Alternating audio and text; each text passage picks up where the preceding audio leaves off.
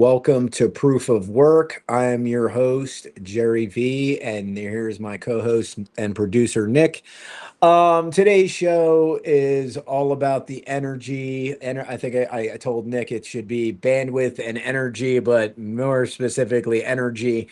Um, Before we get into that, let's thank our sponsors because we always want to thank everyone who supports the show. We want to thank Quantum Expeditions. If you aren't familiar, QE is basically using wasted methane energy in the Texas oil fields and gas fields, and then taking generators and ASIC miners and creating profits by mining Bitcoin. And I don't think they have any open investment right now, but definitely check out the website and see what that's all about. Also like to thank Shield Folio. Shield Folio protects your seed phrases. Obviously, if you've been into crypto, you know what a seed phrase is. And when you write it down with their little magic pen, you can only read the seed phrase when you have the special UV light. So somebody opens it up, it just looks like it's a book full of blank words. And perfect example, I didn't even put that into there's the QR code for the discount. Perfect segue into why this is very vital, right? That guy got pulled over by the police just a couple weeks ago, right? And his seed phrase was exposed in a body cam, and obviously people in the dark web saw that. And what happened? Oh, my wallet is now drained from the $1 million worth of Bitcoin and crypto. This would have saved him, right? If he would have had his seed phrase written in that, the police officer would have opened it up to all those pages, and it would have looked like a blank page, right? And this guy's money would still be in his wallet. So yeah, get a Shield Folio. We also want to thank all the team at Deorganized Media and all the family members of Bitcoin Live and everyone that has a show. All right, let's get into it. The first thing we're going to do is watch this little clip from Diary of a CEO about them talking about energy. And I literally just found this clip like maybe 2 hours ago, and I was like, oh yeah, this is perfect way to start the show. So let's just have at it. Steve, when you say we need to reduce energy, do you mean the UK? I mean the species. I mean human species. So how does Andy Burnham do that? We are not set up to deal with this problem because we're broken into nation states. We can't make decisions that affect the entire planet. So we need world government to reduce world energy consumption. We're going to be stuck with that, yes. We're going to be stuck with it. Well, see, I'm glad we're having this conversation because at least this is the first time, and I mean this in a genuinely respectful way. Yeah. It's the first time I've ever heard anyone be honest about this issue. Yeah. That's what you want. You want world government. No, I don't want it. You believe it's inevitable. It's inevitable. It's inevitable. By ignoring this problem, we've got to the scale. You believe it's inevitable existential threat to our we have a world government that reduces world energy consumption and therefore the prosperity of everyone living on the planet. And if we had taken the advice of the limits to growth 50 years ago, we would not be having this conversation. Good. Okay? We have delayed for half a century. Is there any solutions that you believe are actually possible? No. No. There we go. You've done a public service here because you have showed what it is that sits underneath all the conversation about climate. It's a best case scenario, people who know there's nothing we can do, but what we should do is flail about in the meantime, and in order to not address this issue, impoverish, not just in this case, our citizens and our fellow people, but actually the entire world. That's what this is. And the entire challenge I have to this is I don't believe in suicide for token gestures towards not solving a problem you're claiming to solve. Right. We are not going to solve this problem by creating a world government and reducing energy consumption. That is never, ever in a billion years. No, what we're going to do instead is run into the crisis and fall apart as a civilization in the process. What we're going to do instead, look, there's a possibility you're correct about that, but the only choice we actually have to solve this problem is to create forms of energy that do not produce CO2, but produce GDP. Clean energy. That's what we're going to have to do. By the way, it's what we've done throughout history. And we need to make that clean energy more favorable in terms of the economics to India and China. Did you need a world government to reduce usage of the horse and cart and replace it with the automobile? No, you didn't. You came up with a better technology and people adopted that technology voluntarily because it was advantageous. This is not going to be solved by making everybody poor well, for the reasons that Steve himself articulated, but it's also not going to be solved by making everybody, because people will not do it. You say you need everybody to hold hands and sing Kumbaya and No, act what together. I'm saying is we need to have engineers in control, and we're talking about it 50 years ago. Engineers in control. Engineers. So we should stop having elections. So, compared to the politicians we get, yes, I'd rather get rid of elections and have engineers running everything. But they do a damn sight better job than the politicians have done. Well, and this is why I say this is a public service, because this is the true face of the climate catastrophe narrative. We Let's need go world back government. 50 years We to the don't true want face. elections, and we want to make everybody And poor. you know why? And we've got it out in the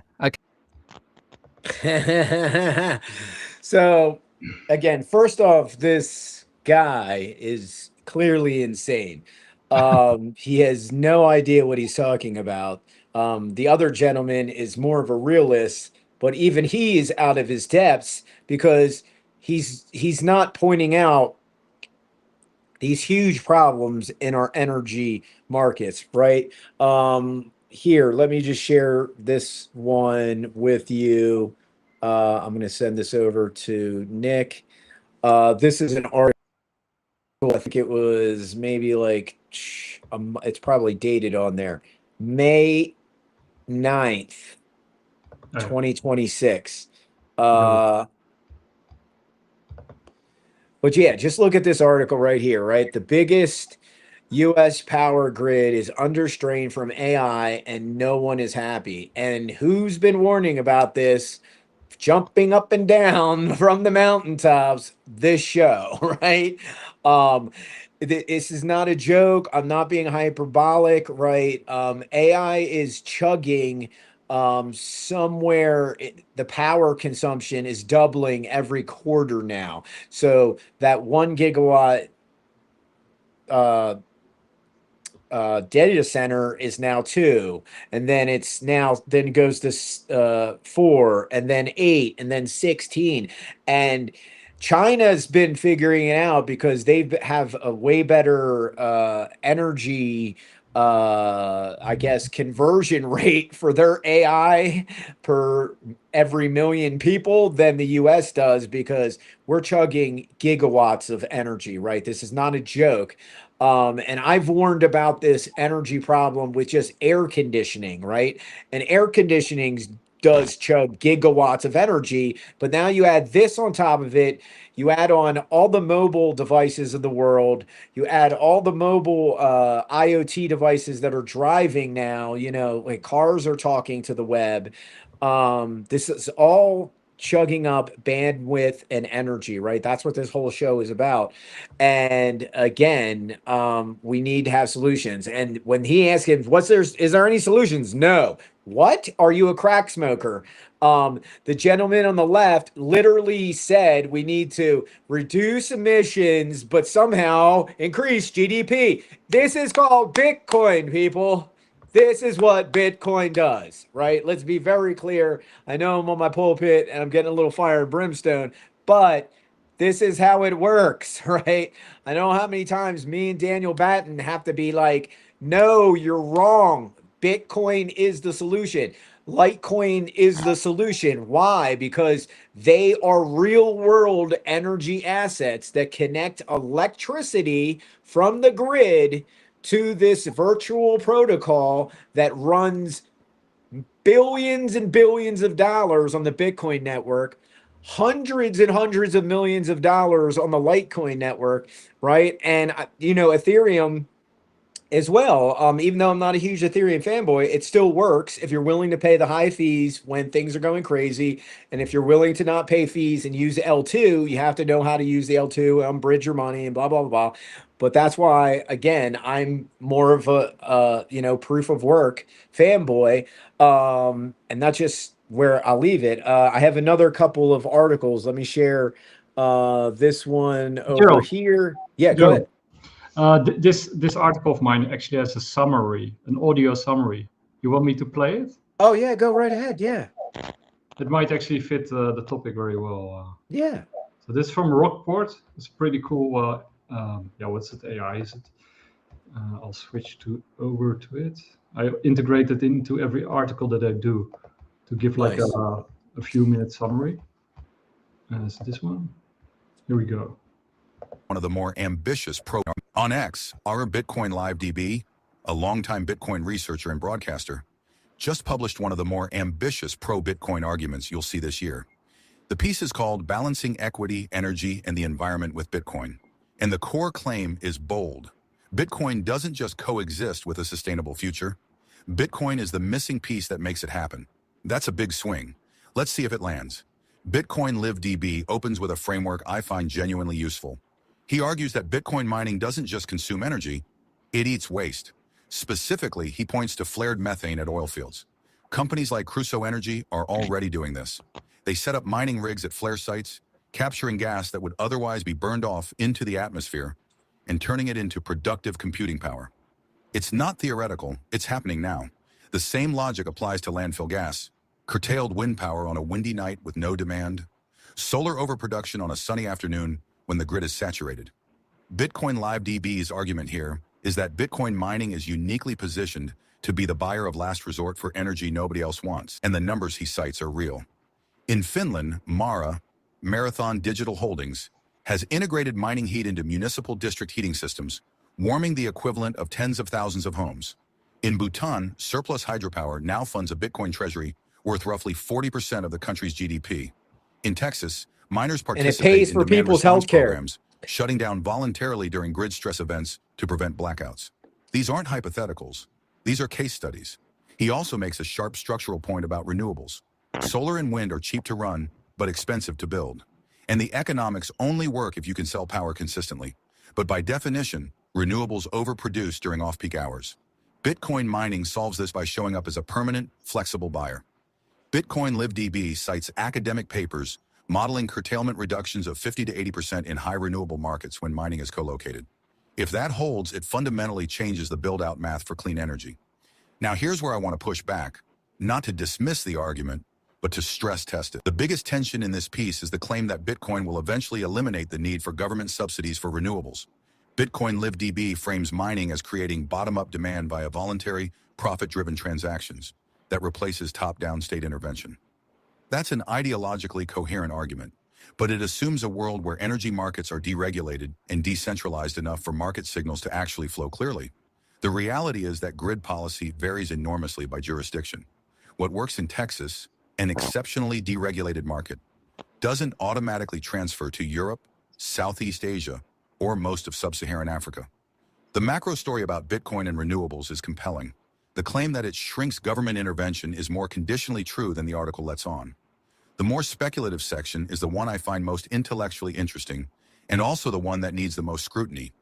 Bitcoin Live DB argues that Bitcoin's fixed supply and deflationary nature shifts society toward lower time preference, towards saving, patience, and long-term thinking, and that this shift will reduce wasteful consumption and benefit the environment. He draws directly from Austrian economics here.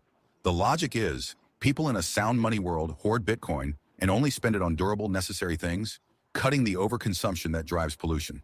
It's a compelling philosophical frame, but monetary history complicates it.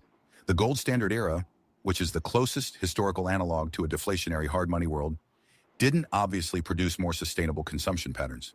It produced bank runs, deflationary spirals, and economic contractions. People under deflationary pressure often hoard in ways that freeze economic activity rather than redirect it toward durable goods. The behavioral economics literature is also somewhat skeptical that monetary architecture alone drives consumption patterns at the societal level. Culture, inequality, marketing, these are powerful variables the Austrian frame tends to underweight. None of that means Bitcoin Live DB is wrong. It means the connection between sound money and environmental outcomes is more contested than the piece acknowledges. What this article does extremely well is synthesize the flywheel structure in the conclusion: waste energy capture feeds, renewable build-out feeds, grid stability feeds, AI infrastructure feeds, global financial inclusion, is genuinely persuasive when taken as a system. The individual links in that chain are easier to attack than the chain itself. That's actually good argument architecture. My honest read, this is a strong piece of advocacy, and the energy arguments are its best sections. The environmental and macroeconomic speculations are the weakest, not because they're wrong, but because they're doing a lot of work on thin causal ground. The author is right that the narrative on Bitcoin's environmental impact has been flipped, and the data on waste monetization, grid demand response, and renewable co-location are real. Where he overreaches is in treating the philosophical upside as established rather than argued. That's Bitcoin Live DB in Balancing Equity, Energy, and the Environment with Bitcoin. If you want to read the full piece, it runs about 20 minutes. The link is in the comments. Nice. Cool, right? Good job. Thanks. But yeah, and like you were stating, like eventually governments won't be handing out these subsidies as much to wind and solar. And again, what does that eventually lead to? That eventually leads to a balanced budget, right? And then that eventually leads to going, oh, we don't need to pay, you don't need to pay taxes anymore. Hello, I've been saying that for years, right? And then within me saying that, 6 months of me saying that, Michael Saylor says it, President Bukele says it, President Bukele lives by it, right? That's the law in their country, right? So let's be very clear. This is why Bitcoin and other proof of work networks are so vital for the human civilization's existence, right? We're going to continue to use power. Bitcoin and other energy manipulation assets like Bitcoin and on proof of work networks, right? They're going to be able to take load and move it, right? That's why a lot of these Bitcoin miners are taking on AI contracts, because the AI people want to be able to go, well, they need you to power down. No, well, we can just power down the Bitcoin miners and we're cool, right? So it's going to be like, they're not going to shut down all these ASICs, right? Some of them will get shut down, right? Let's be clear.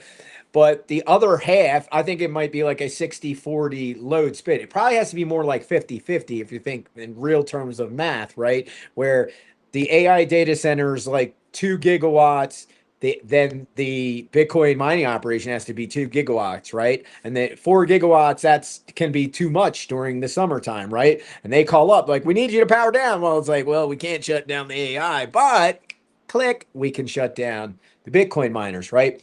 So load balancing, even though I know you know about it, that wasn't discussed that much in that article. That is a huge thing in the 21st century when we're talking about these archaic grids. Even the United States grid is archaic, the UK, Europe.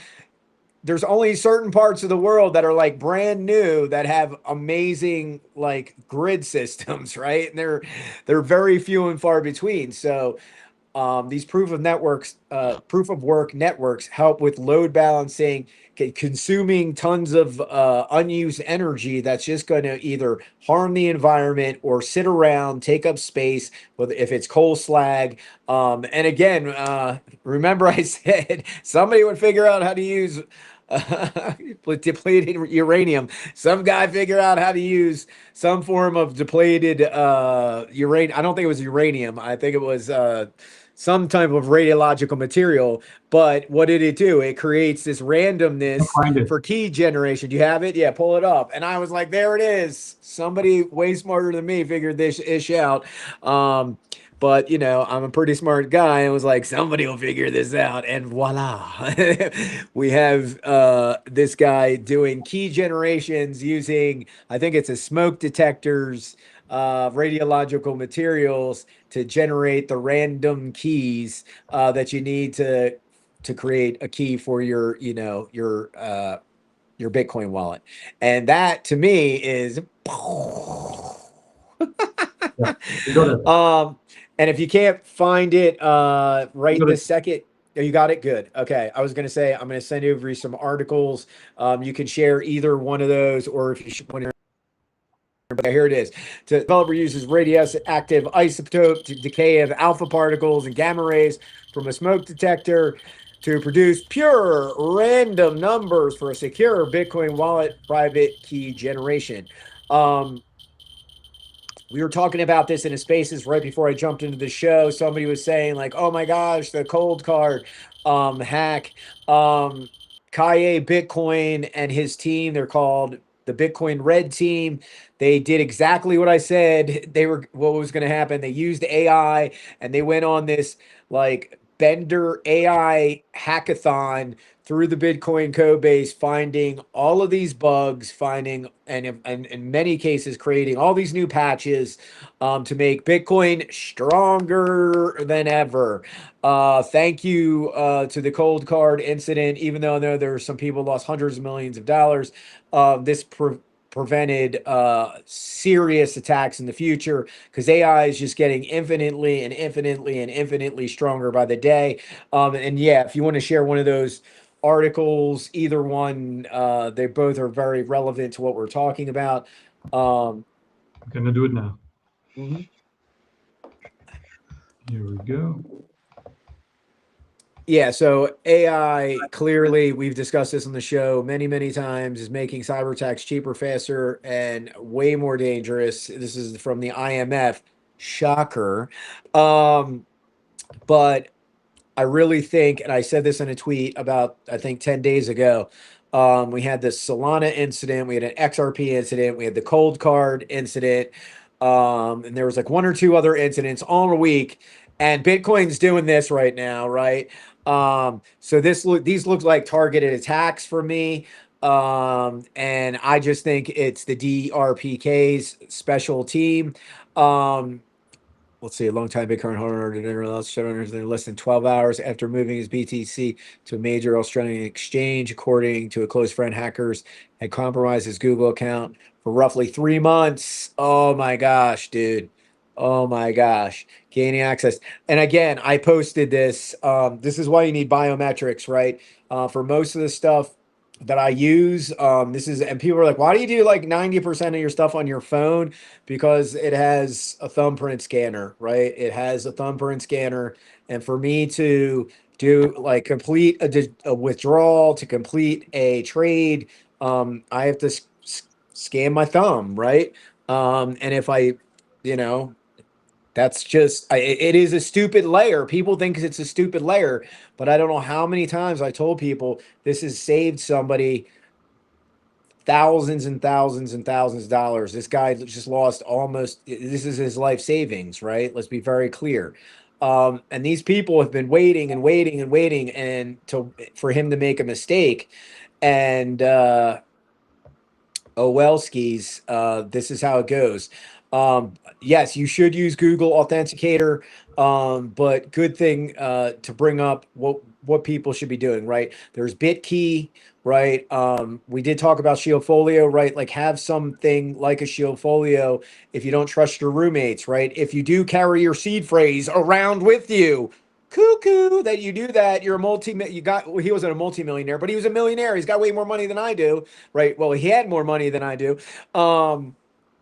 Buy a wall safe, right? Put your seed phrase into your metal wall safe that you get on Amazon, right? Don't be carrying your seed phrase that has your $1 million wallet in it, right, in your back pocket, because clearly you got pulled over and they searched you and you had your seed phrase in your back pocket. Come on, bro. Come on. Don't do that. But yeah, pull up that other article about the AI and energy, please. Wait, I got the one from the guy. Oh, the guy that got hacked? Yeah. From the cops? Oh yeah. Oh my gosh, dude. I couldn't watch it because I felt as soon as I saw the cop do that, I was like, oh no. Oh no. Zach might be able to run state of Nevada and Yep. see if this is What that, yeah. But I think anybody can go and like, that tape. yeah, get one of those maybe, unless you like, it's a fake one. Oh. Now you look, Oh. logger, bro. That should be in a initial, safety format, deposit box, bro. group, step, Or in your room, under your mattress, right? Like wherever your secret stash spot is. Yeah. All that's gone, dude. I would sue, dude. I literally would sue. Unless they had probable cause, I would be suing the ish out of that police department for $2 million, because then you'll at least get close to your 1 million back or whatever it was. And yeah, I did go to school. I have a degree in political science and studied law. So if they didn't have probable cause for that search, I would be hiring a lawyer and sue, dude. Sue, please. Is that sort of like standard operation procedure, like that they have a body cam and that they open these papers and that it's sort of public? that people can watch live with. Yeah, that I don't agree with that either. Like that's I do agree that the cops should be watched. Like all I again I know it's surveillance state, but there's some people that don't do things above board, right? So that's why we need to have the watchful eyes. And for lawsuits, right? If this was a legitimate probable cause, then the police are okay, and then they're not get their butt suit off. However, if there wasn't a really good probable cause, which I'm leaning towards there probably wasn't, because the guy's got $1 million, right? So he's probably not in like a car with holes in it and the muffler falling off and stuff like it. You know what I'm saying? So if they didn't have really good probable cause, I would be hiring a lawyer. That's my, not, I don't have a doctorate in jurisprudence. I always put that out there. I don't have a DJ, but I tell people I've been in a law library more than most people. Okay. And walked around with a bunch of law books like this, right? And then, yeah, had to read all these dumb cases and prospectuses and then da da da da da. Never became a lawyer, but I know a lot about the law because I just do. We're using so much AI that computing firepower is running out. Yeah, right. Now we're running out of compute, right? AI is chugging up bandwidth, compute, energy. Are you paying attention? So when this guy says he doesn't even have his solution, we just need to cut energy usage back. Bro, so you're telling me you want to give up your car, you want to give up your iPad, your phone, and all that. He's going to be like, yes. No, you're not, dude. No, you're not. I know the modern civilian, right? No, you're not. You love your iPad. You love and all these fake ass commies too, and fake ass socialists. Oh yes, everyone should be equal. And then they're screaming this on from their social media platform and their $1 million home, and they're like, "Yeah, I love socialism." No, you don't. Things you don't know about socialism and communism killed more people than capitalism. Okay, facts. Um, free markets have always led to people being a lot happier. Go look at people in Cuba. No offense, they're not happy. Look at literally, it looks like a scene from 1950 something. Okay, literally. Do you think that's the way it should be? You think that's good? You want that? Go move to Cuba then. Enjoy that. Enjoy that. But going back to the energy issue, um, yes, Bitcoin fixes all these problems, and Bitcoin is the first solution, but we're not stopping energy. Energy and Bitcoin's charts look like this. Energy chart will always look like this. Always look like straight line going up because we're humans, right? We're going to create new technology. However, and I know I've said this before, God sent us this new technology. He sent us this guy named Satoshi Nakamoto who took all these older technologies, fused them into this one new technology called the Bitcoin protocol. And this thing, as in we saw in Nick's article, it doesn't just fix energy problems and monetary problems, right? It starts to slowly break down huge societal and institutional problems that can't be fixed overnight, but slowly over time it demonetizes those bad habits, right? It takes graft. It doesn't take graft completely away from politics, but it slowly chunks away, and eventually, again, there doesn't have to be all this graft because the system's running so efficiently that, again, we're not handing out a couple $100 million to this solar farm and a couple $100 million to this wind farm, a couple $100 million, $1 billion to the oil people, right? Let's be clear, oil and gas gets a lot of subsidies too, right? Those aren't free. And if the government's not handing out all this money all the time, and it has this circular economy built around the Bitcoin network, then it always can have a share of the PPS that's coming in from that Bitcoin mining. And if it does figure that out, which I'm like 80 to 90% sure they are, and most of the countries in the world are figuring this out, right? We have over 60 countries in the world mine Bitcoin now. Why is that? Look at Bhutan. You bring up Bhutan, they're mining that thing you didn't point out in the article. It's actually helping paying for their own citizens' health care, right? This is proving our point. Look at El Salvador. Salvador's, even though he had to go hard on crime, Bitcoin in the background is slowly helping people, even though not everyone in the country is using Bitcoin every single day.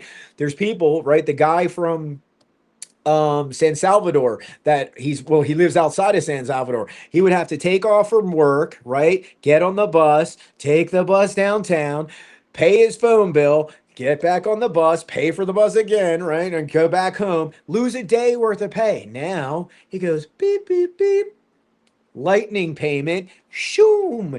He doesn't lose that day of pay. Now he's making another extra 4 days of pay a month. That's huge for him. That just rewrote his whole life. Now, if we probably look at that guy, he's like, oh, look, I have a new house. Yes, it's great. Bitcoin's awesome. And that's how Bitcoin works, right? It doesn't just change everything overnight.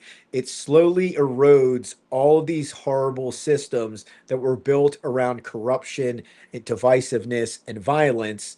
And that's why it comes from God. It's peace money, right? It makes you realize, oh, I don't want to put all these resources towards protecting our money and our energy resources. I want to put all my energy sources to creating new energy to protect Bitcoin's network, right? And that's where we're going with this, right? We have to talk about new energy generation, right? This guy said there's no solutions. What are you tripping, dude? 0 point energy, tidal energy, piezoelectric energy. Japan's been using it for years in downtown Tokyo. When people walk, right, it generates tons of megawatts of energy every effing day. So I don't know what this guy's smoking, this old scientist commentator. You're tripping balls, bro. Come out of your little box that you've been living in, because the future is hitting us. AI is forcing this hand because it's going to keep consuming energy more exponentially than Bitcoin. Bitcoin is the thing that keeps AI in check, right? That's why Bitcoin is so vital to human civilization. It is John Connor, right? Bitcoin is John Connor. And that's why JC, boom. Yeah, Bitcoin was sent by God, right? And I didn't even put that in my article. I got to put that in there. But Bitcoin is John Connor. And I know people the smart people get that. Terminator. Exactly. And again, this is just how it is. If we don't have Bitcoin, then AI gets out of control and it starts killing people. Facts. It already is killing people, right? How many times I have to warn that the legal attack vector on AI is like the upside to Bitcoin, right? Let me repeat that. The legal attack vector from AI lawsuits is literally infinity. So, with that being said, if we don't have Bitcoin to keep it in check, then we're doomed. We are doomed, because we've already seen it kill teenagers and depressed people, full-grown adults, where they befriend them and then they get it whisper in their ear. And again, it's horrible, but those people are starting to sue, right? Disney sued Sora. Sora shut down overnight, right? Disney's lawsuit came out a week later. Sora's like, sorry, we got to shut down. So these, I don't speak like some people think. I just throw these, prophecies and predictions out to the wind. No, this is well-studied research that I'm doing. And so is Nick, right? Nick takes this very seriously as well. And again, if we don't have Bitcoin, AI will take over, and it's not going to kill us in the way everyone thinks, like the Terminator with guns. Thank you, sir. It's not going to do that, right? What's going to happen is it's just going to keep consuming energy and bandwidth and energy and bandwidth. And if we don't come up with new ideas for energy generation, it's going to suck up all the electricity and leave us with none. That's how it will destroy us. It's not that complicated, right? It will be like, nope, this grid's mine, right? All of New York's grid's mine, right? What? Yeah, well, New York would just go into sheer pandemonium. Another reason, why I scream from the mountaintops, BitChat, BitChat, BitChat. It's the only application in the world that lets you communicate, right, through Bluetooth meshnet. If more people have it, the safer your region becomes. If you and two dudes have it in your neighborhood, it's not going to kind of help. But if it's like the city the size of San Francisco and 10% of the population has it, then guess what? You're probably going to be okay. I would say get closer to like 50% of the population has it, so that if we get into hard times, we do get into natural disaster, we do get into an AI energy battle, we don't get taken out by AI because it's just greedy and hungry for more juice, more bandwidth. The good thing about bandwidth is clearly we can see Starlink, SpaceX is putting up more satellites and more satellites and more satellites and more coverage. Now we've got Amazon doing it. We have China doing it. So this whole race for bandwidth is in full effect. That's the good news. The race for energy is not, right? So that's why energy, in my opinion, is way more important. And we have to start talking about these newer forms of energy generation. Well, the first half of the show was all about energy and a little bit of bandwidth.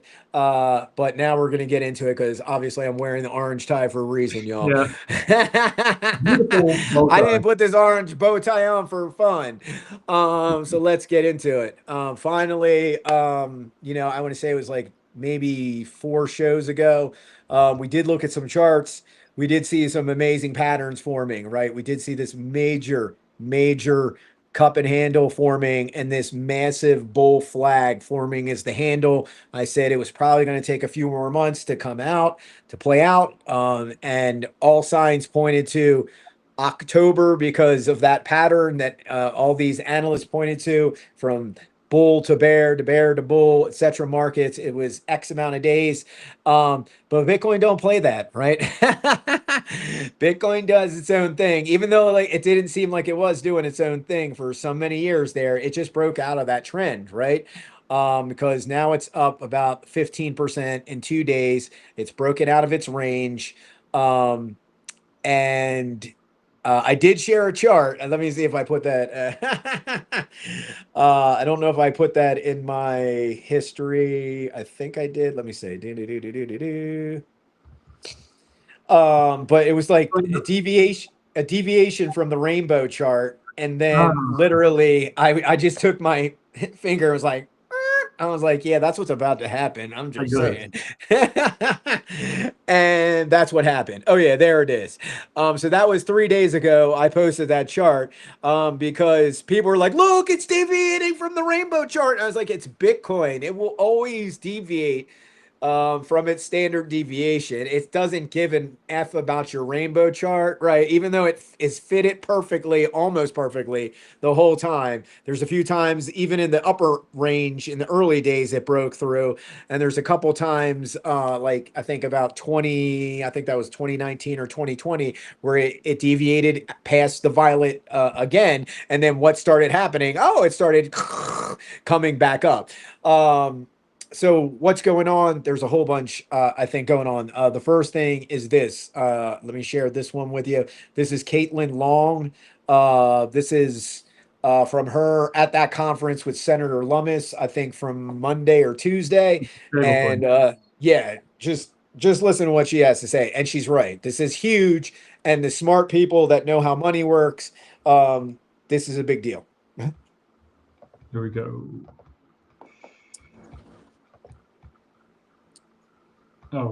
Of non-U.S. issued stablecoin. Treasury put out Genius Act regulations on the recognition of non-U.S. issued stablecoins. What does that mean? It means the Treasury Department is taking charge of what is allowed to be a so-called euro dollar, euro yen, euro yuan, right? And for those of us who are financial markets people, we know that the term euro does not mean European. It means a dollar issued offshore outside of the United States is called a euro dollar. A euro is a euro issued outside of the Eurozone, right? So basically these are tokenized fiat currencies issued outside of their home country. And the US Treasury is taking charge of of Taking the recognition of the reins. validity of these, that is massive. If you're a student of the financial markets, you know that the Eurodollar market is as large as the domestic financial market. That's the offshore dollar market. So when the US Treasury is taking control of what is recognized as valid, that is taken from the Fed. So what's really going on here is with the tokenization movement, the Treasury is taking power back over the US dollar, over the Eurodollar markets, and frankly, over the US role in the financial system globally from the Fed. And to put that into context, when we were talking earlier about how antiquated the traditional system is, and that the Fed systems are themselves behind, and part of the challenge with the Genius Act, if you've been watching, all of the other agencies have issued rules, one glaring exception, the Fed has not issued its rules yet. And according to the Genius Act, all of the agency's rules were supposed to be final a couple of weeks ago. The Fed hasn't even issued theirs yet. So there's this dynamic going on between the Treasury Department and the Fed, and that is really important because Scott Bessent is a big believer in tokenization, and he is pushing, with the Trump administration, the system towards tokenization. That is massive. That is not going to be reversible, even if the Republicans lose the next presidential election. And it's going to mean that the Treasury Department is really going to be at the center of financial markets, which is historically what it had been. It's just only in the last couple of decades that it was really the Fed, but that pendulum is swinging hard towards Treasury, and that's really meaningful. However, it also means a lot more volatility. I know we're going to hear from OCC Comptroller Gould, and Jeff, you were talking about the durability of Wyoming's chartering authority. Both of us have chosen to stay in the state system. Part of the risk that those who go with the national chartering from the OCC, which is what most in this industry have done, is that pendulum could swing pretty hard. So we will see more volatility, but I'm excited about Treasury taking all of that control back, because we are now going to be a much more tech-forward financial market. And again, this is huge, right? So we can see that the U.S. is signaling that it doesn't matter, right? Like I've stated many times in spaces last year that the CFTC, the SEC has enough authority that they can get together and build their own framework. And that's what we saw the other day, right? But perfect segue into what Caitlin was saying about stable coins, as this video, I literally, I found this out yesterday. So literally my buddy was like, his arm was hurting him and he said he'd have to DoorDash after work. I was like, dude, you need some money? And then he's like, nah, bro, I'm good. I was like, dude, I love giving away paper money. That's what it's best for. And he's like, I got Cash App. I was like, all right. So I put $40 in my Cash App. I send it to him. As I'm doing that, I look down. I see, what? Deposit USDC. Say, huh? Pardon me, Jack? Mr. Never Crypto Bitcoin Maximalist. Anyway, roll the clip. This is me from last night when I was like, okay, let's touch the link and see what happens. But go ahead, roll clip. So holy moly, I circled this. I just tweeted about this, but when you touch it, look what happens. What? I'm sorry, Jack. Say what? Holy moly.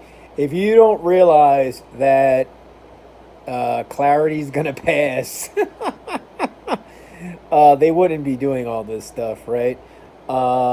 So yeah, I'm just saying, I bought something here. I'm not gonna say anything, but hey, that's just me. I know the other thing, people love it, you know, that we're not gonna say anything, but you know, there's these things down here. You can do this, right? I would recommend probably that one. I'm just saying, they're all the same, you know, EVM address, but you know, when Ethereum gets busy, what happens? Ooh, high fees. Even though Solana gimps here and there, it works most of the time, and it's very fast and efficient. That's what I tell people. Even though every once in a while it has a bad day or two, it's usually up and running again very soon. Just think of it as like your, local bank when they're like, oh, we're down for maintenance for a few hours with the app or the website. The Solana's just like that. Just think of it that way. Anyway, this is Cash App. Did I say that? Oh yeah, I forgot to say that. This is Cash App. Yeah. Bears, you're cooked. Yeah, Peace. Bears. Sorry to say, and I made that yesterday, and more money was liquidated. I think yesterday $2.75 billion was liquidated in shorts, and then another, I think it was like 600 million to a billion was liquidated today in shorts when it went over 71 and some change. Why don't you just pull up a chart of Bitcoin and let's take a look at a at a daily and a weekly, buddy. Wait, Little bit. got that Okay, one? almost done. 1 second. Oh yeah, there we go. I had that one to share. Yeah, so it looks like close to 3 billion. Yeah, 2.74 billion in shorts were liquidated.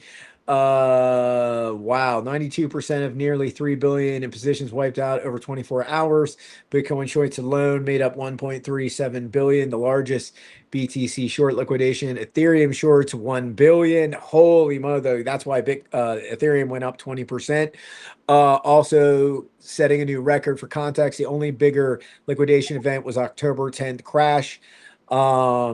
But that was longs getting destroyed as the market fell. This is the opposite. So I think this is this is, is this the weekly? Yeah, this is the 7-day Bitcoin chart. Looks real healthy. I'm just saying that's a solid chart, right? Let's zoom out to a monthly. Take a look at a monthly. Oh, wow. Yeah. We're broken out of multiple fib lines here, right? 1, 2, 3, 4. I'm not saying we're in full bull territory just yet. And again, we got to break through a whole bunch of old all-time highs to get to new all-time highs. But yeah, you zoom out to the 3-month and it's not looking so good, right? So until we blow through those other two fib lines, it's what is that? 1, 2. You just got to be cautious. 75 and 78 or something. Yeah, 75 and like 77 point, it looks like 77,550 probably somewhere in there. But yeah, once we can break through those two resistance lines, again, I know a lot of people say that the Clarity Act isn't going to pass, but I discussed this on the spaces right before I got on the show today. I have a degree in political science, so do you know how cloture works in the Senate? They had to get, I think it's 12 to 15 signatures to get a motion for cloture, and they did that. And then you have to get 60 signatures to get it to go to a vote. Here we have that was one of the next things. Perfect segue. Thank you for the chat for perfect segueing into what I wanted to talk about anyway. And this here's Senator Lummis. Where is it? Boom, boom, boom, boom, boom, boom, boom. A little further down. Sorry, I thought I had her queued up. There we go.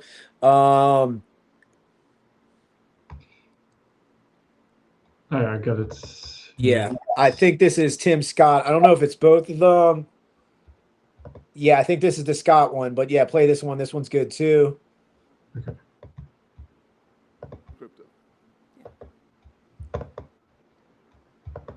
The Democrats will never have a vote on this bill. Elizabeth Warren's team wants to run crypto out of the country. Period.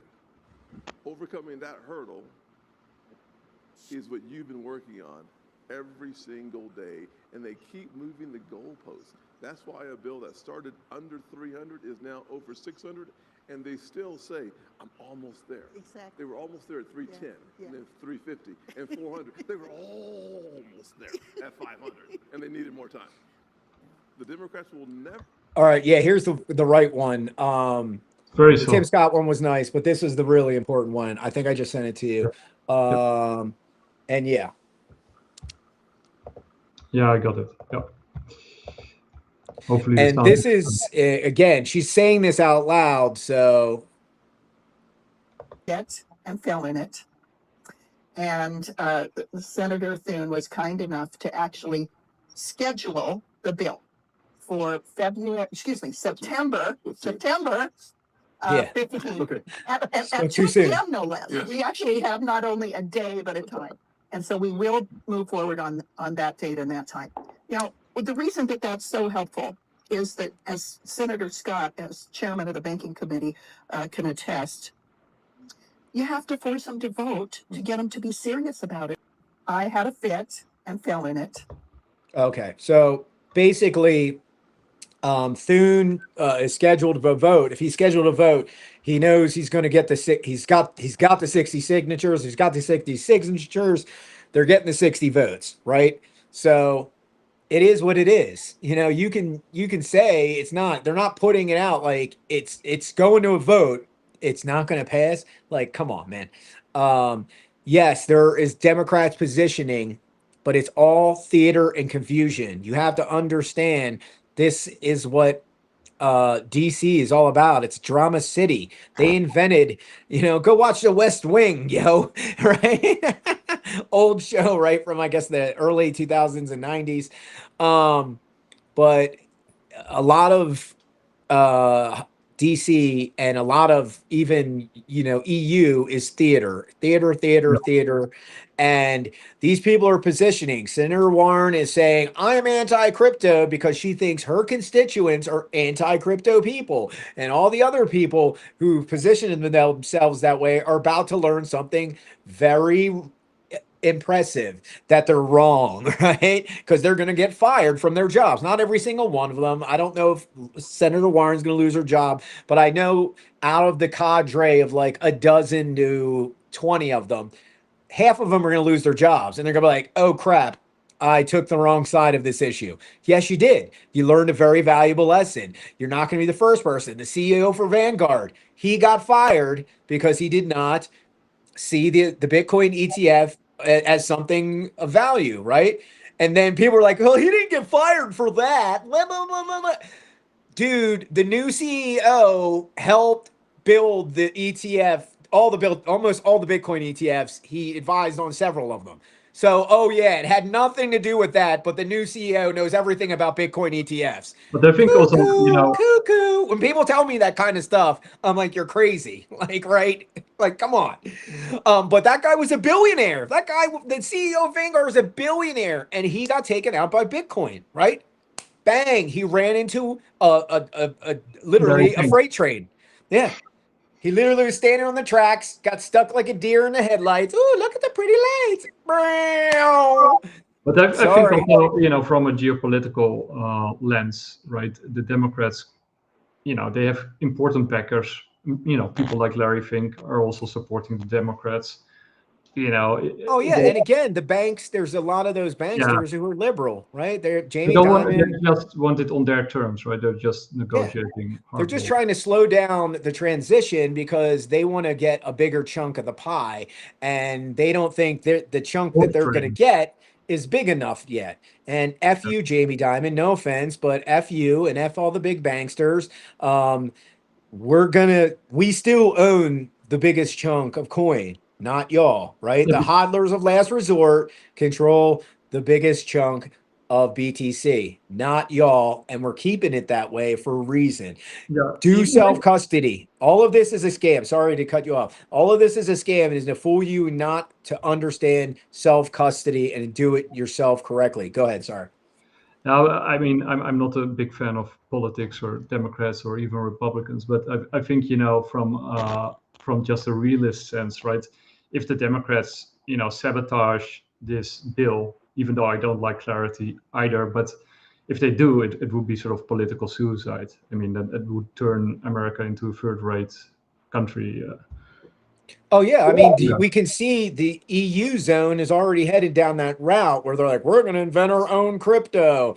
And we hear behind the Perfect. scenes, yeah, we hear behind the scenes that a lot of these banks, not all of them, but a big cadre of them are like, we're going to build our own blockchain. And I'm like, Zuckerberg and the guy that made Kick Messenger both tried this and failed. These guys are tech giants, right? And they're like, this is hard to build a decentralized blockchain. Yeah, no crap. And you think the government's going to do it? Yeah, okay. This is why we need decentralized blockchains like Bitcoin, like Litecoin, and they have to be public blockchains. I don't know how many times I got to say this, right? The MEV thing has been a problem with Ethereum. No one talks about it. And people who know how it works, they get their bot armies in there and they just keep extracting value, extracting value. And now we're seeing it in Robinhood chain, and people are like, why did I lose my $100? Oh, because yeah, it's the MEV problem that nobody wants to bring up.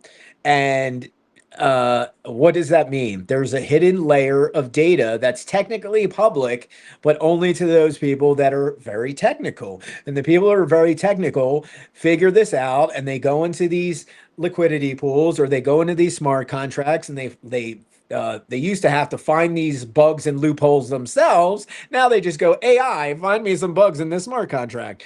And if it's Claude or if it's one of these high-end, open AI ones, they're like, no problem. Oh, I found one. And now they're using AI to suck money out of all this. That's what we just seen this last couple of weeks. And we've been warning about. You guys are worried about quantum computing. You guys should be worried about the AI tools that these guys are just going to be like, click, click, and taking all your money. And so what do you got to do? Stop clicking on any links, right? If you're getting a link from your bank, from your telecom company, it has to be like legit, right? You just paid a bill. You should see something coming from Verizon or Vodafone or, wherever you are in the world, that telecom. Yes, it's sending you a receipt to say you paid your bill, right? If you're getting a rando tweet from your telecom company at like 2 a.m. saying you need to log in your account and blah, blah, blah. No, erase, right? The biggest ones you can see are like, they're like, oh, somebody got into your bank account. We need to log into your bank account. It's not even your bank, right? Like, that's a scam, right? I don't have to tell you that's a phishing scam. But guess what? There's a whole bunch of old people that don't get this, right? They just go click, and then next thing you know, they're in your phone, right? This is just a fact. So be very careful out there. Don't click on any links unless it's an official email from your exchange or the telecom company or the billing service or whatever, right? One of the things I show people, and I'm just going to try and obfuscate a few things quickly first. Let's see.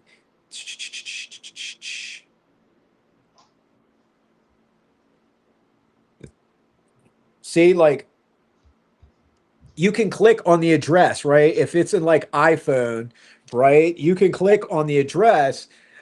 And this is Maddie's newsletter, so that was perfect. He's not going to be mad that I'm advertising, his newsletter. And you can see it says newsletter at Quantum Economics, right? So one of the biggest scams going around these days is it's like, oh, this is Apple or this is Android, right? Check the email address, right? Just touch on that little arrow on your Android or your iPhone, and if it's like 12789 boo boo boo boo, yeah, Yeah, scam.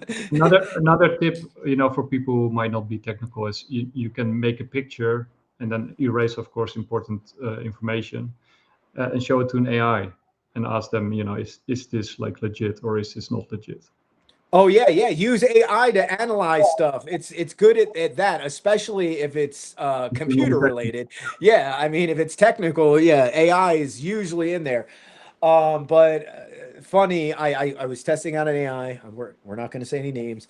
And I'm not going to break down what I asked it, but it didn't do a good job. And again, I just showing to me that human analysis is still far superior than AI analysis, even though it can be very quick and very spot on in some instances. I've seen it be like very vague and very aloof in other scenarios. And I'm like, I want a hardcore, concrete answer. You know me, I'm a numbers guy. I want numbers, charts, P&L reports, right?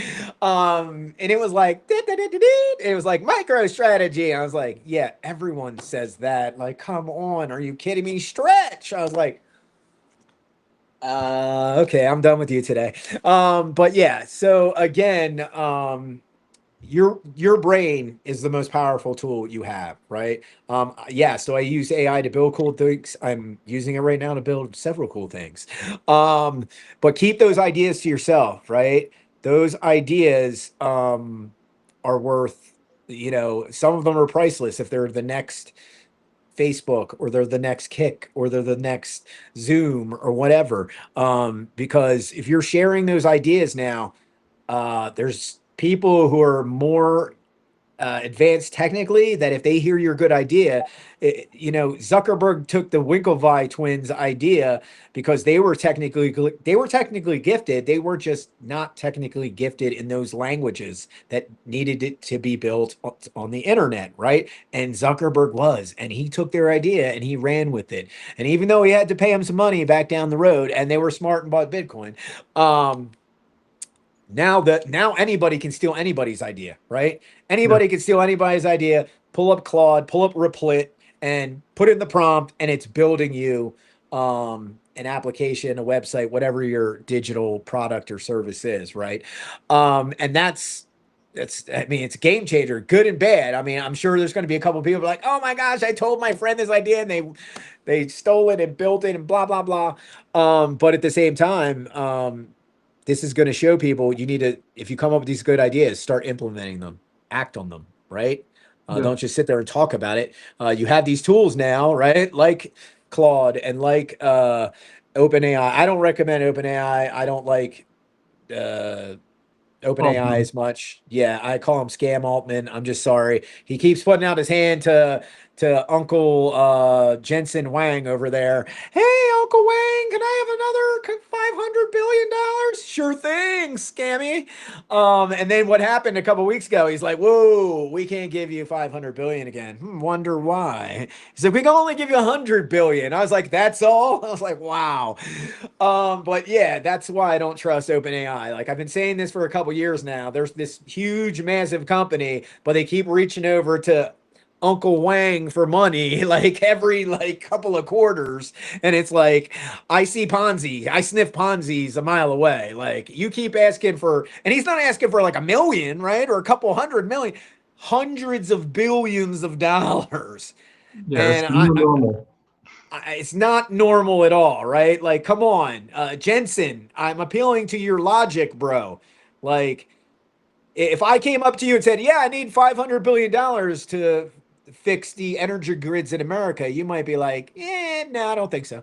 But you're like, "Scammy, sure, here you go. Here's another 100 billy." What, bro? You better pump the brakes. I'm just saying, I can see you're pumping the brakes. You need to pump them, put that shit in park, pardon my French, and put a handbrake on. That's what I'm saying. My opinion, use Grok. I'm a big proponent of Grok because out of all of the tech gurus out there, Elon and me are in 100% concurrent. The AI model has to be the most truthful to win. And if they're going to be like scammies is like 30 to 40% lies all the time. Oh, I want that in my model. Yeah. Something that gives me wrong answers all the time. Yeah. People do that less, right? People, it's like if you have a good associate, salesperson, executive, whatever, it's like if they're good, it's like 10 to 20, not 40, right? How Like, about Anthropic?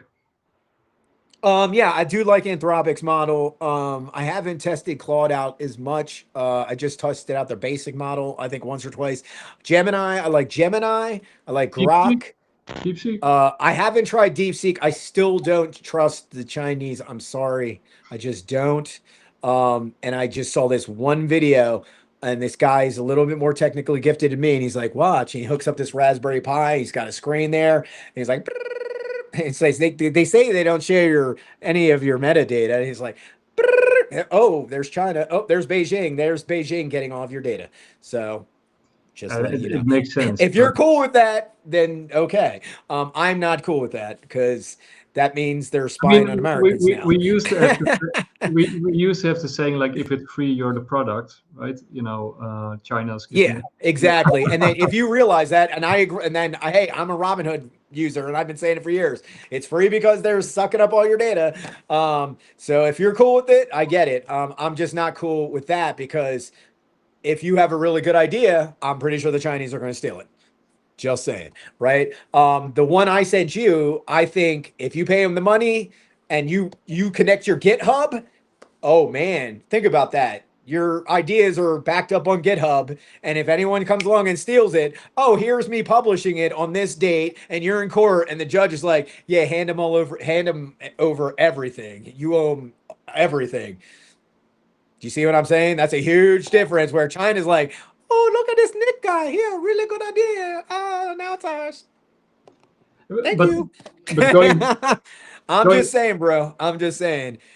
This is why there have been a lot of these contracts with DJI have been canceled. That's why you're seeing cheap ass drones everywhere. That's because, yes, they've been secretly mapping the world, right? Like at least Google's like, we're doing out in the open. Yeah. China's like, no, we very sneaky with us. Oh yeah, we'll sell them drones. Yeah, they're smart. Don't get me wrong. But at the same time, I don't trust their AI models 100%. That's just why. And that's why I don't trust OpenAI. I think Scam Altman is stealing everyone's ideas on OpenAI. And as soon as I found out Replit has a GitHub link, I was like, oh, well, my repository doesn't, I think, have anything in it on this account at all. And I was like, well, now if I publish through Replit, now my idea is in GitHub and it's my idea, right? Someone can't come along and be like, oh, I built this. Like, no, I built this with Replit, not you. And I think that's important for just to protect. Again, if it's a great idea, you want to protect it. Like the two ideas that I have up, they're both, one's like a low end retail idea. I think I told you about it. And the other one is my, the Bitcoin, oh geez, I totally forgot all about it. Trust layer systems, right? Where I want to help protect solar farms and wind farms from hackers. And it's basically want to incentivize all of those operations, those little operations that the on-site like manager does to like either do cleaning or do repairs or whatever the case may be, where they have to go in and, instead of just shutting down this sector of solar panels, they know they have to take this sector off for cleaning that day. It can't just be shut down like the click of a switch like it is now. It's literally want to incentivize that transaction so that if hackers come into the system, which is very easy to do with this type of technology, they can't just be like click, click, click, click, click, and then shut your whole farm off, right? And that happened in Poland, like I think a year or so ago. And that's not good for your, if you live in that town, you're like, and you're in the middle of dinner, you're like, what the F? And again, this is the future we will face if we don't have Bitcoin as a part of the human civilization going forward, because it puts all of these bad actors in check, from spam, AI, you name the list, it goes down, because eventually, not all of them, but a big cadre of these bad actors, they see the Bitcoin light, pun intended, and they go, wait a second, I can make more money figuring out this than wasting on all this server power just to spam these people, and they'd be like, oh yeah, give me your money, and you make what, a couple $100 a week? Like, whoop-de-doo-dah, bro. You're in the kiddie pool, bro. Come into the cryptoverse where millionaires or billionaires are made like in months, right? In some days. And that's why I keep making these investments, right? I believe in the cryptoverse. I've believed in the cryptoverse since 2018. The more I study it, the more I know and the better advice and tips I can give to people, because if you really want financial freedom, it is in Bitcoin. It is in these crypto rails that are being built. We just saw USDC on multiple, we have two Ethereum L2s, Ethereum L1, and Solana's L1. Jack, I can't believe you don't have LTC in there, because once LitVM drops, where do you think all the capital in crypto is going to? Shoo! Onto the Litecoin network. And that's what we're seeing right now. We're seeing the bottom of all of this pressure in the Litecoin network, because where's all the money to running now? Robinhood's new L2, which I've warned for I don't know how many years that optimistic roll-ups are very dangerous. I warned Brian Armstrong about this, right? I have the tweets and receipts and the audit reports, because I even went to go look through the code and stuff. And then what happened? All the money went to base. And then where'd all the scams go? To base. And like I said, that's the bad thing about LitVM coming out. But the cool thing is there's going to be obviously NFTs on Litecoin and or ordinals on Litecoin, and there's going to be ish coins on Litecoin and stable coins on Litecoin. But the coolest thing is the stable coin part, right? Because once USDT figures out that Litecoin is far superior than Solana is, I'm just saying, we're going to start to see Tether get minted on Litecoin network, and they're using ZK rollups, which is why I'm such a big proponent of this. It makes it Turing complete, right? And I don't know how many times I said this, it makes it bulletproof. You're not going to have these problems like you have on Ethereum. You're not going to have these network downtimes like you have Solana. And that's what you want in a stablecoin network. You don't want these problems. And then we add the MWeb layer, which most of the web has no clue how it works, right? Cake's wallet makes it real easy. Transfer to the L2, right? Transfer to MWeb, boom, and it's like a lightning transaction. And it goes up onto that L2. And if I wanted to pay Nick a half a Litecoin because whatever, if he has that same... Gerald. What's that? You can always do that. Oh, yeah, exactly. And if he gives me that Litecoin MWeb address, which is very similar, it's a very long cryptographic, kind of looks like a Lightning wallet address, but different. It looks like more like a very complex crypto wallet address. And if he gives me that, I can send him dollars to his wallet, and it's like me handing him cash. And nobody knows, right? And that's what makes it so superior, right? I've said this many, many times. You cannot build payroll on Bitcoin. You can't build payroll on Ethereum. People will try. They will fail. It can't be done with Monero. First off, because they've already put Monero in that dark light of, oh, it's the bad coin. And it's pretty much off of all the exchanges, except a few. And I don't think it can be done on XRP, right? Because then the company XRP, if it sells its software to people, the company itself will be like, oh yeah, the company can look at some of this data, but no, the people that use that stuff, no, they can't see that data. And it's like, what? And that's where we get into that, that privacy layer that every corporate blockchain that comes along, the same thing happens. We have this, we're going to have an MEV thing, or somebody's going to figure out how to get into that and see data. And then we have problems like what we're seeing now, where we have Ledger leaking, or is it Ledger or is it Trezor? I forget which one, but leaking more information. Was Ledger? Yeah, Ledger leaking customer data. And then we have even bad cops in Europe leaking crypto holders' addresses, for bribes and stuff. Again, I know it doesn't sound like it now, but Bitcoin fixes this, right? These guys are being stupid, right? Always remember, if you've got a device, you got a hot wallet, and you've got the seed phrase stashed away, right? Or it's a Trezor or Ledger, whatever. Smash! You're not getting shit, right? For me, I tell people, oh, you want some Bitcoin? Yeah, it's in my car. Click, click. How many would you like? They're like, I'm cool. I'm cool. Yeah, that's what I thought. Take You care. described it on the bullets. Yeah.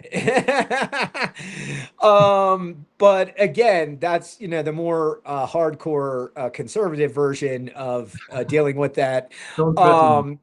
Yeah, again, if somebody's going to threaten my life for some satoshis, yeah, I go real John Wick real quick. Sorry, I don't play that crap. And again, you shouldn't either, right? Again, destroy that wallet right in front of their face, step on it right in front of their face, and like, now you're getting nothing. Take care, smash. And what are they going to do? Kill you? Well, at least your kids will get your money if you willed it to them. But at least they won't get your funds, right? That's the other part about crypto. If you've got that seed phrase, no. They won't get anything. Like, don't give it up. Don't. And these wrench attacks, they are horrible. But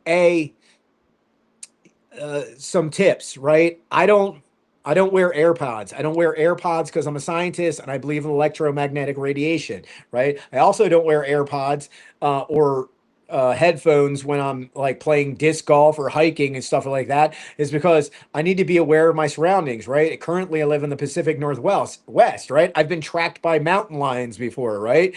I've seen bear, right?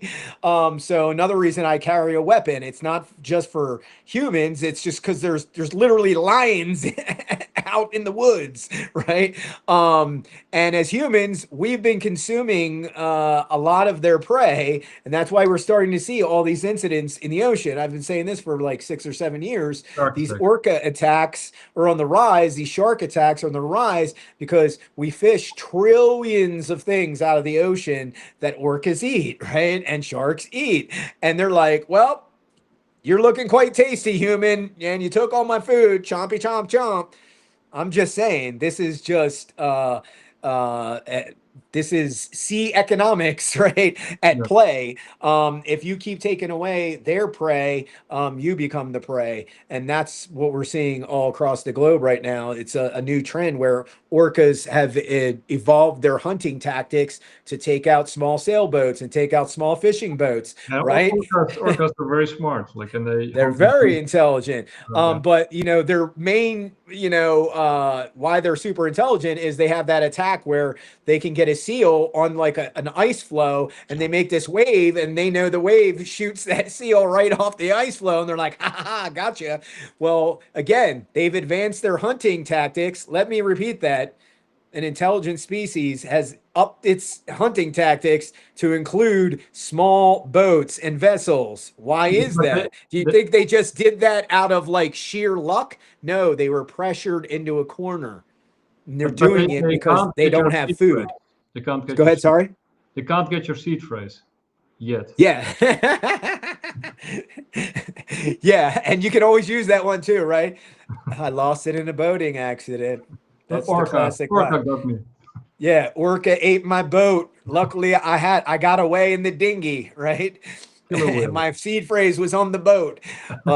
But yeah, again, be careful, right? Don't tell how much money you have. You shouldn't tell people how much money you have invested in, if it's in TradFi or if it's in crypto. It's nobody's business but you and your family's business, right? Or you and your friends, if you're cool with your friends and they're not like, gonna hold you up.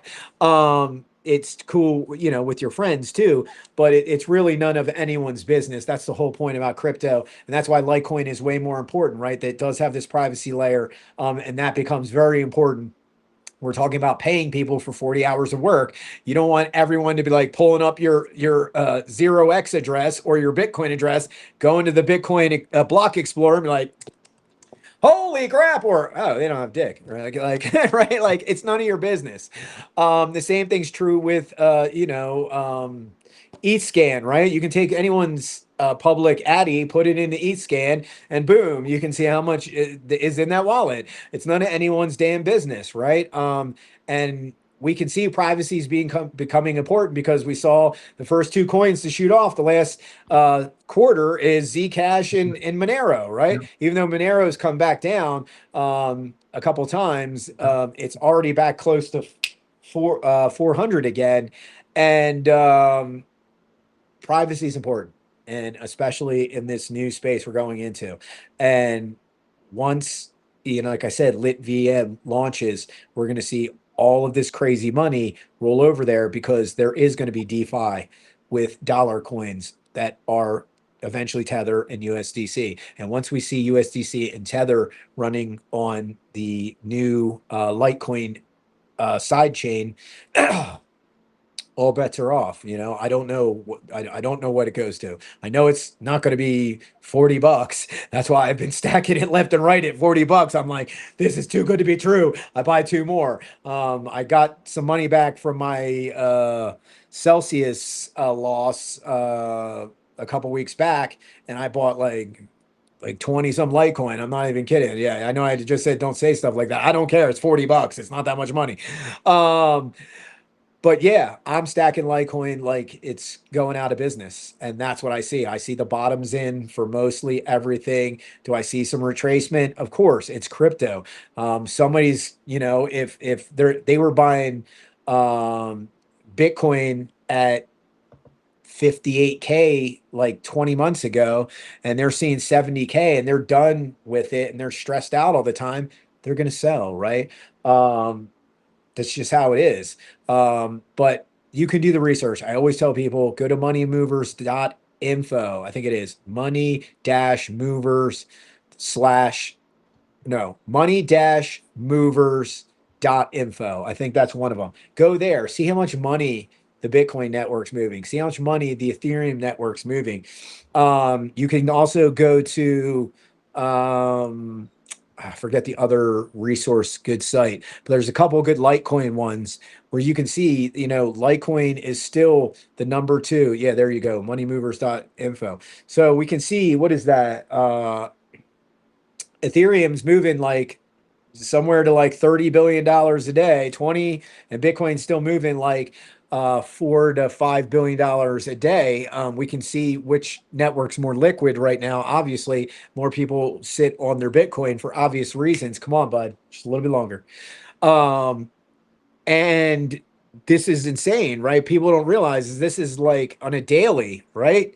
This is bigger than a lot of countries' economies, right? And the same thing is true for Litecoin. That's the thing that people don't understand. They don't track Litecoin on here, which is kind of blows my mind. But if you go to, I think it's BitPay's website, you can see it's like the number 1 or number 2 most used crypto in the world. And that's what people don't understand. That's another reason it's the price. I don't want to say it's being suppressed. I want to say the price is being put on this downward slope for some time. Is because people use it every day because it's so fast. They're like, yeah, I'll just pay with Litecoin. Oh yeah, I'm gonna, instead of buying Bitcoin and sending it to this exchange, I'm gonna buy Litecoin because I know it's going to get to that exchange in like 5 or 10 minutes, and that 5 or 10 minutes in a bull market is freaking huge, right? Like, we're not like, I can't wait 30 minutes. I'm sorry, I can't wait 30 minutes if it's on L1. I just can't. I can't do that. Like, I need to be making moves. And let's see. Let's see if I can find it for you. Yeah. And again, Bitcoin just doesn't pan out in those scenarios. And then I know there's the XRP. Yeah, I get it. But XRP went down again the other week or other month, whenever it was. Let's see, BitPay. Let's see.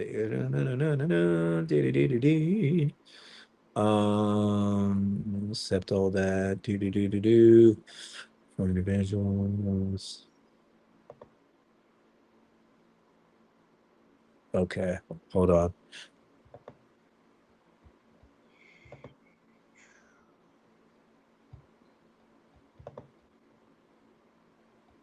Sorry for the dead air. No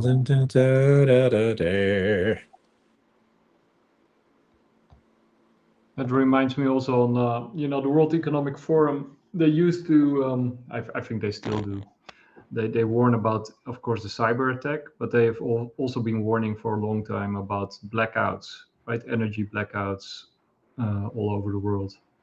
Oh yeah, and again, you know, with their, even though they've been warning about, they're accurate. They know And they're that all of quoting. this money is going into this AI debt scheme that, you know, obviously there's a handful of these companies that are trying to build stuff and producing products and services that are people enjoy and use, like Anthropic and Grok and the like. But it's a bubble. We can all see it, right? I posted up an article, I think it was 2 weeks ago. Literally, it's like $1.65 trillion between 5 tech companies. Like, whoa, say, huh? That's a lot of cheddar, yo. Here's an article from TradingView from just this past February. Let me send you this. This is pretty impressive stuff right here. Do do do do do. There we go. I think it should be coming right now.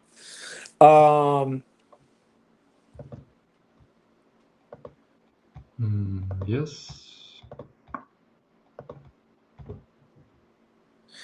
So Litecoin flips Bitcoin, Dogecoin, and Dash. Its active addresses top 237,000. So a lot of people that are in the Litecoin community know what's coming.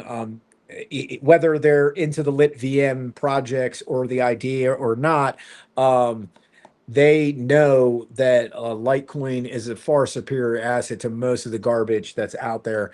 And they're going to keep stacking, right? They're going to keep stacking. They know it's coming. If Bitcoin hits a new all-time high and Ethereum's hitting a new all-time high, it's only a matter of time. Oh yeah, where I was going with that was that even the people that aren't into Lit VM, they are into MWeb, and they see why the importance of, you know, obfuscated addresses and obfuscated balances is important, right? Sometimes you owe your buddy $50 and you don't want them to have your public Ethereum address or your public L1 Bitcoin address, right? You don't want that. You don't want them to have some of your information. But yeah, Litecoin is addresses are up 56%. And just in the last couple months, these numbers have been like upping, like these kind of numbers have been upping on like almost, I think, a weekly to a semi-daily basis.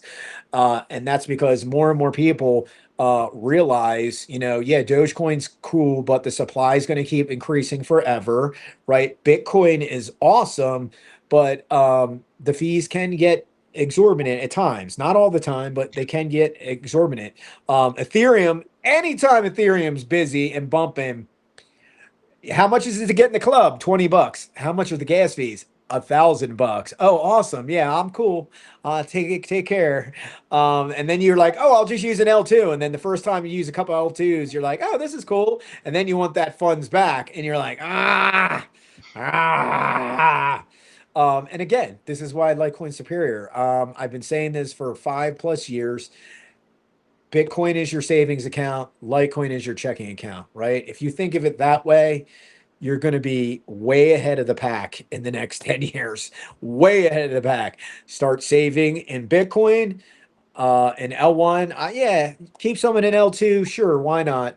But Litecoin as your daily currency, because it's coming, right? We know it's coming. We just showed you the video that I made where all of these stable coins are now acceptable as deposit on Cash App, right? That's a big deal. So you're going to want to use these, even though like I said, I'm not a Vitalik fanboy anymore. I trust Ethereum more than I would the CBDC that's coming from the Euro zone, right? Mhm. I trust Tether on Ethereum's L2 more than I trust the Chinese yuan, right? Which is, and I know that's not a lot, but it is a lot, right? It's a big line in the sand, right? And again, I prefer Bitcoin and Litecoin. That's just me. But I trust these open protocols a lot more than I will the surveillance tech that's coming for you. So let's force their hand, make them adopt these public chains, which is exactly what's happening before our eyes, and the world becomes a much safer place, right? We're safer from AI. The environment becomes cleaner. Crime goes down. People aren't as poor, right? That's if you studied economics, like just look at the Great Depression. That's an economic theory that's been around for like 100 years. If you take a whole class of people out of poverty when they're not doing as much crime, right? They are being more above board citizens from top to bottom. And Bitcoin and crypto is a lot of that solution. Even though there's a lot of bad parts of crypto, like I said, the core L1 projects, Bitcoin, Litecoin, Ethereum, they're going to be way safer than all of these private chains that are coming, and surveillance technology. We've already seen it in China with their Chinese yuan. We've discussed this a whole episode, right? Like they've created a new class of citizen. They shut your WhatsApp off. Guess what? You're homeless. You have no job. You have no money. You can't travel. You But the literally, digital nomads. I yeah, think. you're digital. You're not a nomad. You're a digital prisoner. Digital no one. Yeah, exactly. That's even better because where are they going to go to? You can't just like travel to another city and think you're cool. No, you're exactly right. You're a digital non-entity. You're a digital no one. They just turned your one to a zero, right? They closed the gate. And wow, bro, that's not cool. And Bitcoin protects people from this. Those people in China, I know there's a lot of jurisdictions that don't give you access to Bitcoin wallets, but I know there's a few that do. Get them. Go to GitHub. Do what you got to do. Get a Aqua wallet or a wallet of Satoshi, whatever, because Bitcoin will save your ass. That EU1 that they shut you out from, that's surveillance tech. And that's the way the EU is heading, right? And America is starting to realize we don't want that kind of tech, right? Look at all the flock arguments that have come out and proving my point. AI is not that great. Oh, how many people are they going to pull over accidentally with guns ablazing, right? And be like, oh shit, wrong car. Sorry, you're all good. Yeah, we almost killed you, but yeah, AI, it's great. It's so great. Yeah, proving my point time and time again. Humans do much better analysis, right? It should be that camera flags it, it's sent to a human analyst. The human analyst runs the plate. No, not the right car. Literally, if you have a human in the loop, now there's no lawsuit. Now you're getting a lawsuit because you pulled over this guy, and if he's got enough money, he's hiring a lawyer, and you're getting sued, and you are. Dag nabbit. And there's this one, I don't know, it's somewhere in the Midwest. This one town figured out they had to keep the flock cameras for 10 years. So you know what they did? They uprooted all the cameras in the town and they just pointed them at the sky. So they're technically not violating, they're not in contract violation, and they can't get sued by flock. And in year 10, they'll just throw them away. I guess they're tracking flocks of birds, right? So it would be a valuable data source for bird watchers. Oh yeah, again, I think the idea is great, but if you don't have a human in the loop, we're gonna keep having the same pattern that we're all seeing, right, in real time. Oh, you're not the murderer. You're just taking your kids to McDonald's. Hello. When are you going to realize that one of those, you're going to confuse something as a weapon and you're going to kill a family, and then Flock's going to get sued, and your local municipality is going to get sued for a ton of money. It's not going to be like $1 million. It's going to be like $100 million. And then your town goes out of business because you couldn't have the hindsight to say, we need to put an analyst in the loop.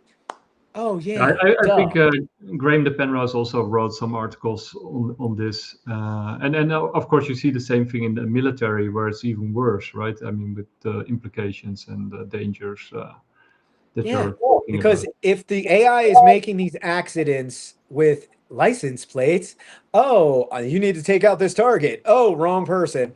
what? And that's the, the Skynet that everyone fears. But like I said, I think it's way more simplistic than that, right? It just chugs up enough bandwidth and chugs up enough power where we can't communicate. And that's why I will scream from the mountaintops that we need to talk. Like, this is national security, not a joke. The Bluetooth mesh nets that Google and Apple run need to be unlocked in emergency scenarios, right? And we need to have congressional hearings on this. I'm sorry, it's just fact. There's just too many times where I say, look, this guy hunting just took out, this town's internet. Oh, great, awesome. Just a couple weeks ago, somebody cut the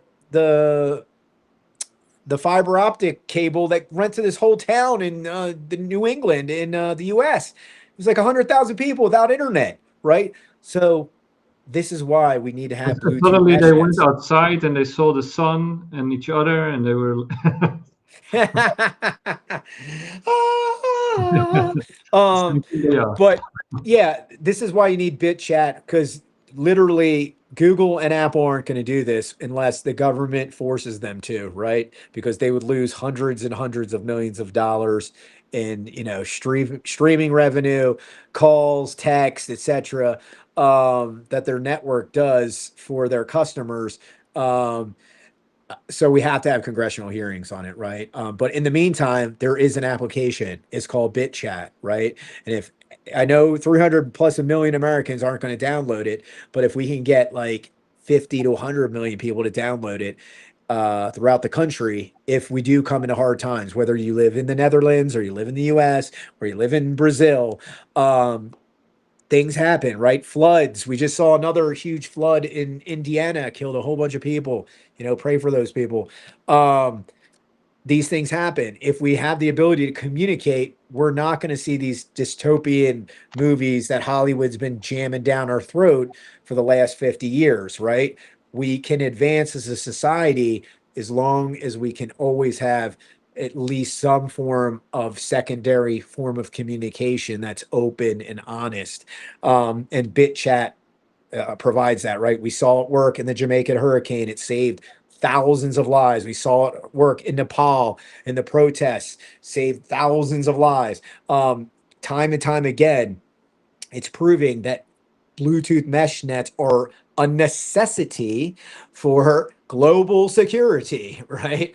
So please, if you live in a jurisdiction where, and India tried to ban it. Why would a big country try to do that? And then Because put it they on, know what I know what I'm talking about, right?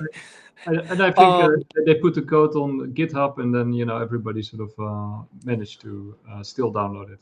Well, yeah, and then they almost had GitHub take it down, but then Kaye Oh, that was Bitcoin, it, put it on like this, like I think it's called Relay, yeah. or it's a decentralized version of GitHub, and then it just went, and that's what it needs to do, right? It really needs to do that for the human civilization to be safe, right? And it's built on Bitcoin technology. Surprise. And you can send Bitcoin, right? So let's forward think this out, right? It's Tulsa, Oklahoma.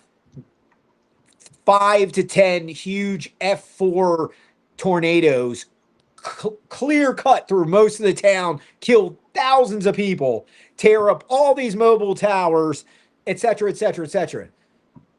If everyone in that town has BitChat, guess what? Yes, everyone has to rebuild and it sucks, but everyone that survives that has BitChat, we're not going into warlordism, right? You go to your local neighbor that sold the eggs and you usually gave him $5 or $10. Well, you can send him $5 or $10 worth of Bitcoin through BitChat and you can communicate. You got some eggs? Yeah, I got eggs. Oh, awesome. You do take Bitcoin now. Of course I take Bitcoin now. And the local economy can be saved as well, right? Because now you can be doing digital transactions through this Bluetooth mesh net. And as long as you have the goods and services and they have the Satoshis, all is well, right?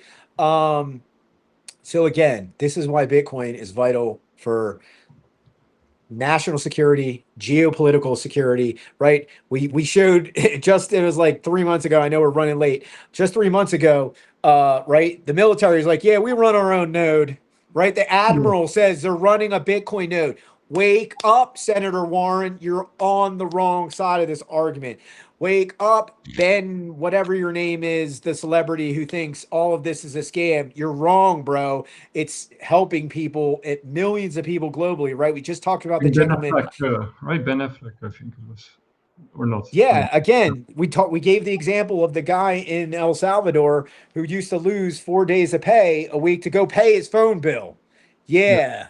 That's better. That system's better, Ben. That's way better. No, it's not. The new system's better. Sending money digitally through the internet, not using these old systems that are archaic and literally leak information left and right. The Web 2.0 is on its way out. This is the death of the Web 2.0. No, I think it was a Pacific Command that are running a node. Yeah, exactly. Oh yeah, you're trying to find the article. Awesome. Thank you, sir. And we're kind of wrapping on that, but wake up, Elizabeth Warren, wake up all these other, I forget, there was the one politician from California. Oh yeah, Congressman Sherman. Wake up, bro. You're on the wrong side of this argument. It gives people way more financial freedom when they start opting into this protocol than when they keep playing these silly games that you guys keep playing. Oh yeah, U.S. military runs Bitcoin node, conducts operational tests.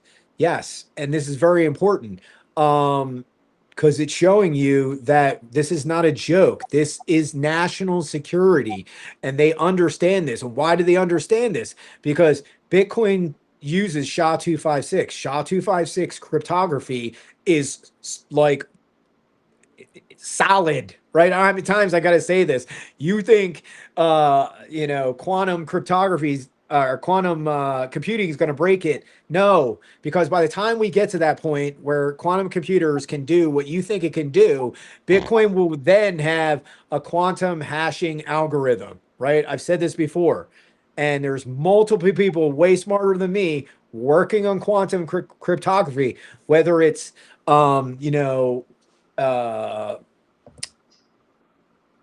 picture like image based, which is this thing that's been around for years now, where they can hide data into images, or other, I don't know, but it's coming. Quantum cryptography is coming.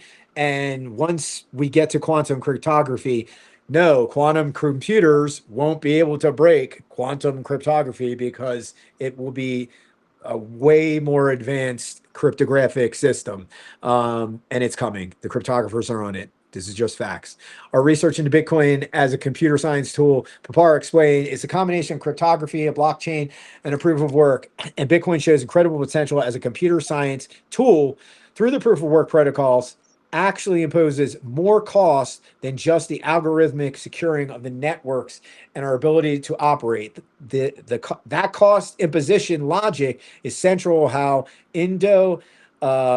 Pacific appears to be evaluating the protocol. Proof of work requires real computational resources to validate transactions.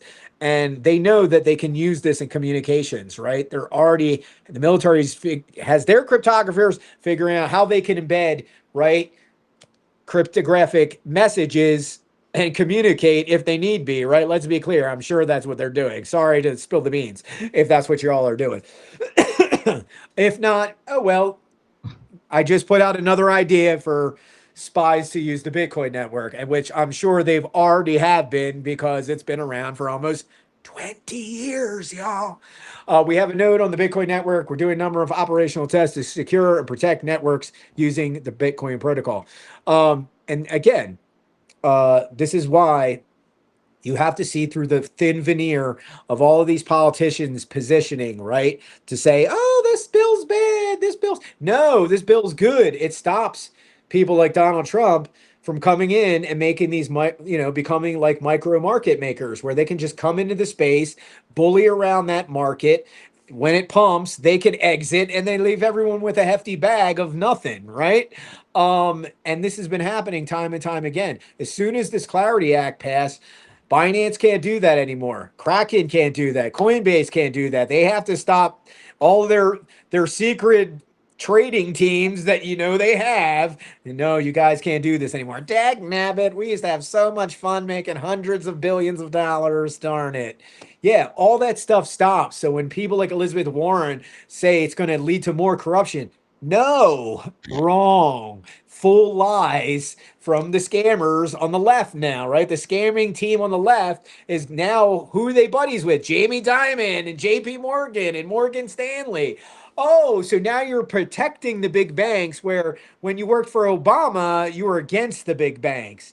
You don't make sense anymore, Senator Warren. I'm sorry, you sound conflicted because you used to be fight for the people. Now you fight for the banks. Anyway, we're ending on that note because we've gone a little bit longer, but we're off for a little while. So I'm sure Nick's like, yeah, we were. Yeah, I was on vacation. And he had a good vacation. You can see he got some color. Thank you so much for everyone that was in the show. Thank you for the couple people in the chat. Again, let's thank our sponsors, Bitcoin Live, Bitcoin, our Deorganized Media, Shield Folio, and Quantum Expeditions. Yeah, it looks like we're about to head into, I think, a St. Nicholas season, because one of the other rumors is that the NASDAQ is opening up 24/7 tokenized stock trading in December of all months. Surprise. So again, even though I think crypto is going to do well, a lot of that market is going to be equities markets, right? Because Binance, I just saw an article yesterday. Binance has almost all the ETFs, all the stocks up for to buy as in a tokenized version, and it's like 30% of their volume already. So real world assets are a big deal. They will be important, but everything else is coming back from DeFi to NFTs because you can see everybody on the internet talking about it, right? Anyway, have a good one, brother. Thank you so much for hanging out, everyone. Peace. Take care.